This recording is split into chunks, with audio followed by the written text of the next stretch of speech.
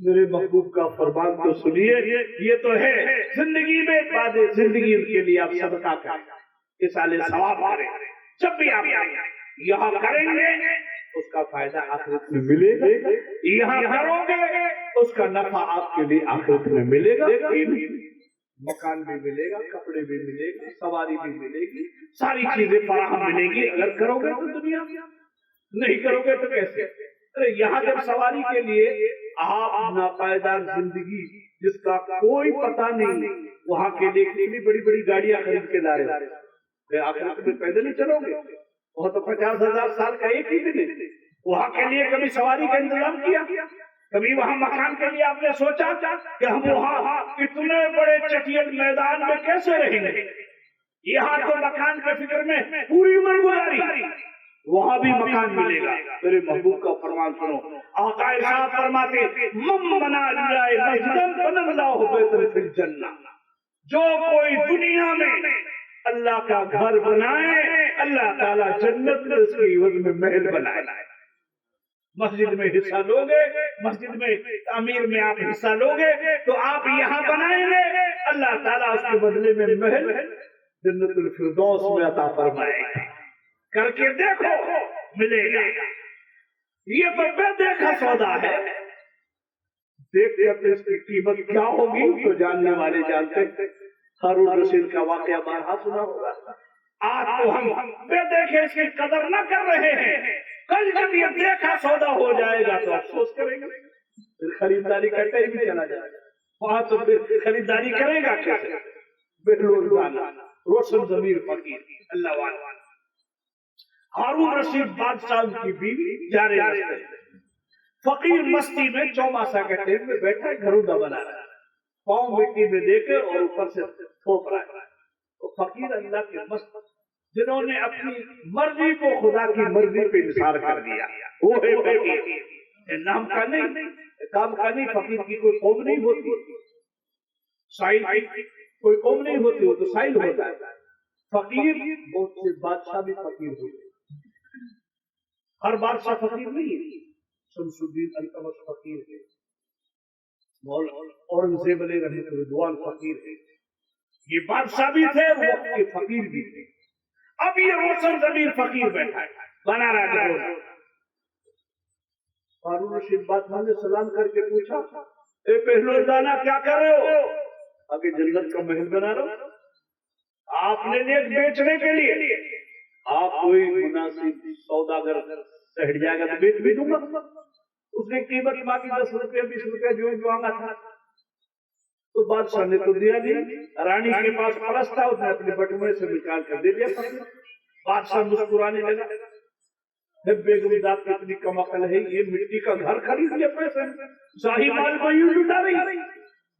اب یہ چلے شام کو سونے کے بعد عالم خواب نے دیکھا کہ بادشاہ جنت میں گھوم رہا ہے، گھومتے گھومتے گھومتے گھومتے ایک محل پہ پہنچا، ٹائٹل لگا ہوا ہے کہ یہ محل زبیدہ خاتون جو زوجہ ہے ہارون رشید۔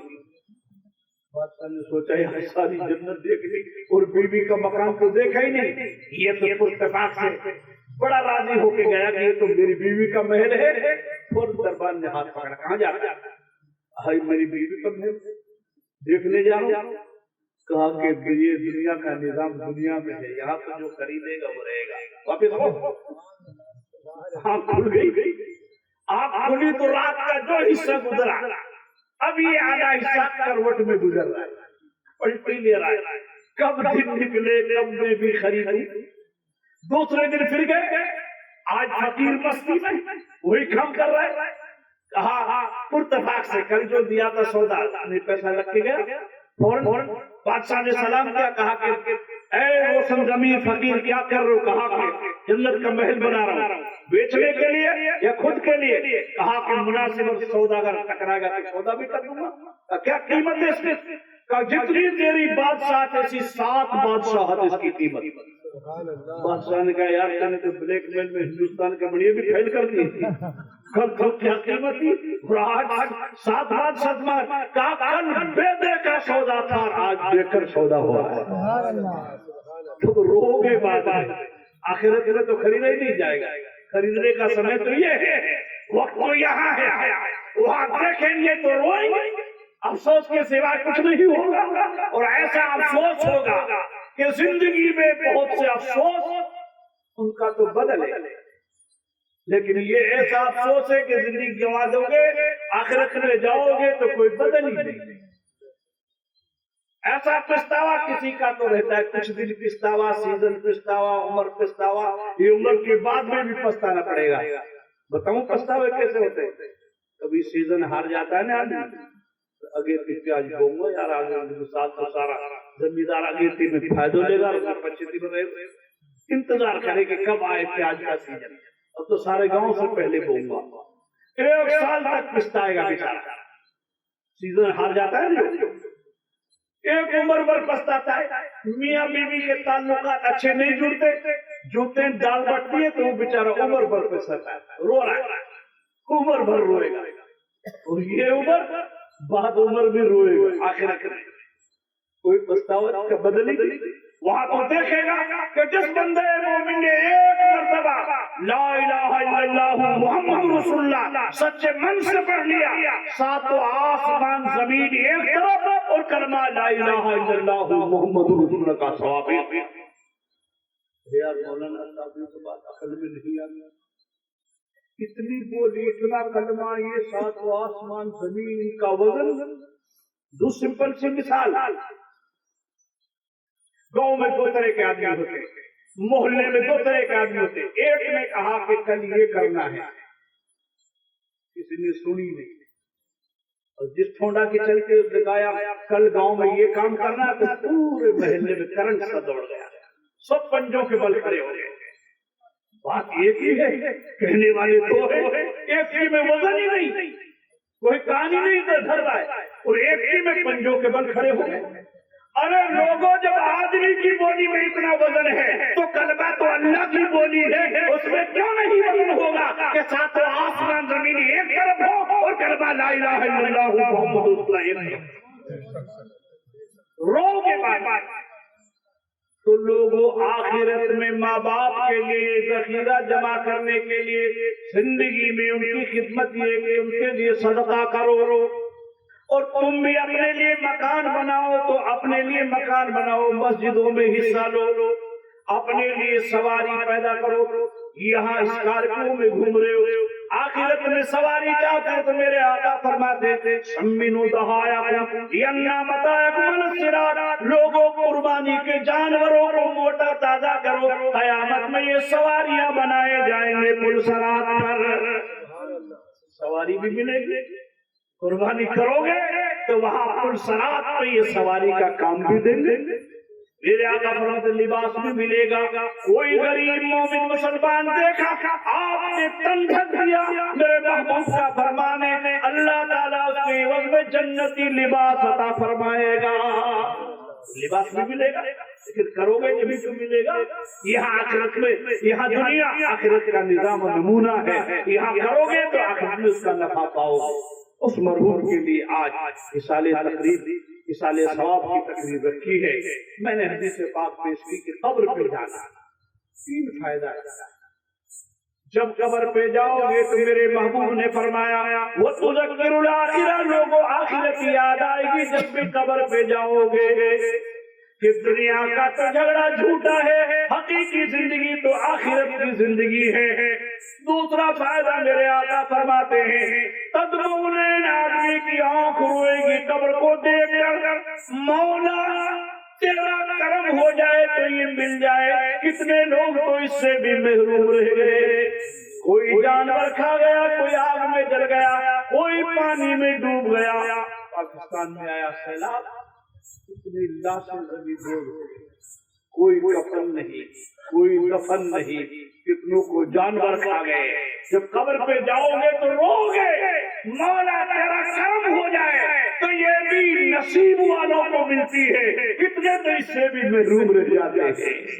آقا فرماتے تیسرا فائدہ قبر پہ لوگوں ملے گا قدمولین، تمہاری آنکھ روئے گی قبر کو دیکھ کر کہ عارضی مکان تو ایسا بنایا جس میں ساری چیزوں کی موج کی مولا، اس مکان کے لیے کوئی تیاری نہ ہوئی، کون لائٹ، کون پنکھا، کون مسیری، کون گدے کا یہاں انتظام کرے گا؟ یہ تو اندھیری کوٹری بخشب اور کیڑوں کا گھر ہے۔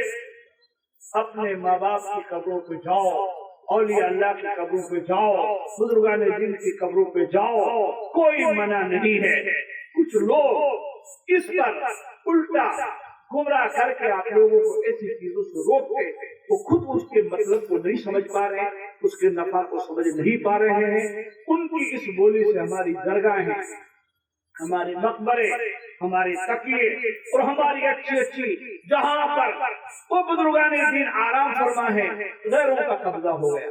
جب مولانا کھڑے ہو کر تقریر کرے گا کہ قبر پہ جانا حرام ہے تو کون جائے گا؟ تم نے چھوڑا، غیروں نے پکڑا، اب رو رہے ہیں۔ مولانا صاحب وہاں قبضہ ہو گیا، شیر پور میں قبضہ ہو گیا، گھاسولی میں قبضہ ہو گیا۔ ارے نادان، جب نہیں جاؤ گے تو غیر تو جائیں گے، ان کو تو فائدہ لینا ہی لینا ہے۔ اللہ والوں سے دنیا میں بھی فائدہ مل جاتا ہے، اور جب دنیا سے وہ آرام کرتے ہیں اپنی قبروں میں، نفع لینے والوں کو وہاں بھی نفع ملتا ہے۔ انہیں کی کتاب سے بتاؤں، امداد اللہ مہاجر مکی رحمۃ اللہ علیہ، ان کے پیر خواجہ نور محمد چشتی یہ بیمار پڑے تو کہا کہ گھر جانا لے چلو اپنے وطن۔ وہاں وطن لے گئے، وہاں وطن لے جانے کے بعد میں نے حافظ سامن کو بلایا، بلانے کے بعد میں کہا کہ میرا ارادہ تو کچھ اور تھا، لیکن مشیت الہی کو کچھ اور ہی منظور ہے۔ انہوں نے سوچا کہ پیر صاحب تو دنیا سے جا رہے، انہوں نے کہا کہ بیٹا رو مت، فقیر سے جیسے دنیا میں فائدہ ملتا تھا ایسے ہی بعد موت بھی فائدہ ملتا رہے گا۔ یہ تو امداد المشتاق کی کتاب ہے جو لوگ منع کرتے ہیں۔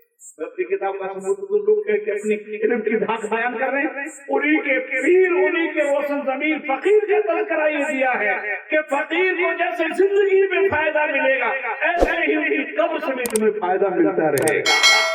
اللہ والوں سے فیض یہاں دنیا میں ملتا ہے، وہ لینے والا۔ یہ تو ہماری کمی ہے کہ ہمارے اندر عقیدت، محبت، انسیت وہ لگاؤ ہی ختم ہوئے۔ اللہ تعالیٰ مرحوم کی قبر میں اپنی رحمتوں کی بارش عطا فرمائے۔ حسبی ربی جل اللہ